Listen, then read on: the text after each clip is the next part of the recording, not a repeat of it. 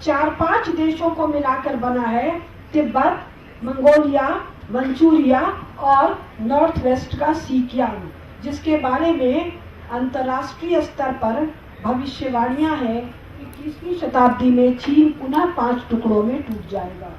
तो मेडिसन कह रहा है और हम लोगों को अखबार में, मीडिया में, मास मीडिया में सुनने को आता है, चीन बड़ा भारी देश है।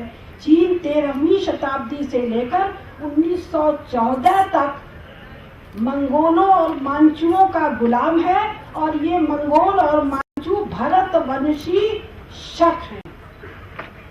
ये किस आधार पर कह रही हूँ? अभी यूरोप की यूनिवर्सिटीज ने पीपल ऑफ यूरोप करके अनेक सीरीज छापी है, उसमें शकों के बारे में विस्तार से वर्णन है, लेकिन इस पर मैं आज बात नहीं करूंगी।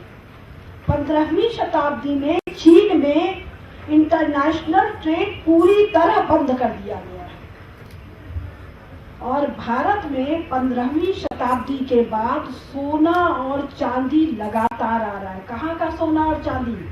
सेंट्रल अमेरिका, कोलंबस के जाने के बाद संपूर्ण दक्षिणी अमेरिका, थोड़ा सा उत्तरी अमेरिका और अफ्रीका का सोना और चांदी ईस्ट इंडिया कंपनियों, इंग्लैंड की ईस्ट इंडिया कंपनी, फ्रांस की, पोर्चुगाल की, स्पेन की, हॉलैंड की और भारतीय कंपनियों के द्वारा संपूर्ण सोना चांदी भारत में आकर उसकी अतल गहराइयों में गायब हो जा रहा है और इसका रुदन चल रहा है यूरोप के पार्लियामेंट्स में।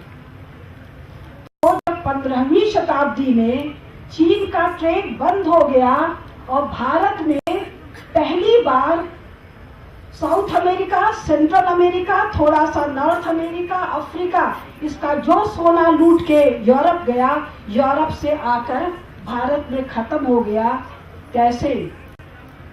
भारत के मैन्युफैक्चरिंग प्रोडक्ट के ट्रेड के बढ़ने के कारण। और केवल एक मैन्युफैक्चरिंग प्रोडक्ट, कपड़ा, सूती कपड़ा, यानी हमारा एग्रीकल्चरल प्रोडक्शन का एक कैश क्रॉप कपास, कॉटन, हमारे पास बहुत से कैश क्रॉप हैं, केवल एक कैश क्रॉप कॉटन। कॉटन को जब हम प्रोसेस करते हैं तो उसको मैन्युफैक्चरिंग कहते हैं, इंडस्ट्री कहते हैं। हम अपने एक कैश क्रॉप के प्रोसेसिंग, मैन्युफैक्चरिंग से जो ट्रेड कर रहे हैं, उस ट्रेड से हम दुनिया का सोना 400 साल में भारत में खोज के भर दे रहे हैं और इसके कारण आज भी 2015, आज क्या है, 27 फरवरी को भारत में दुनिया का सबसे बड़ा गोल्ड रिजर्व है। अब सवाल ये है कि ये सब संभव कैसे हुआ? ये सब संभव कैसे हुआ? 3-4 चीजें आपके ध्यान में डाल रहे हैं और मेरे ये सब बताने का प्रयोजन ये है कि 21वीं शताब्दी में भारत पुनः कैसे विश्व महाशक्ति बनने वाला है, बन रहा है और इसमें आप सबका, साइंस एंड टेक्नोलॉजी वालों का क्या रोल होने वाला है, इसके लिए चर्चा में शुरू कर रही हूँ।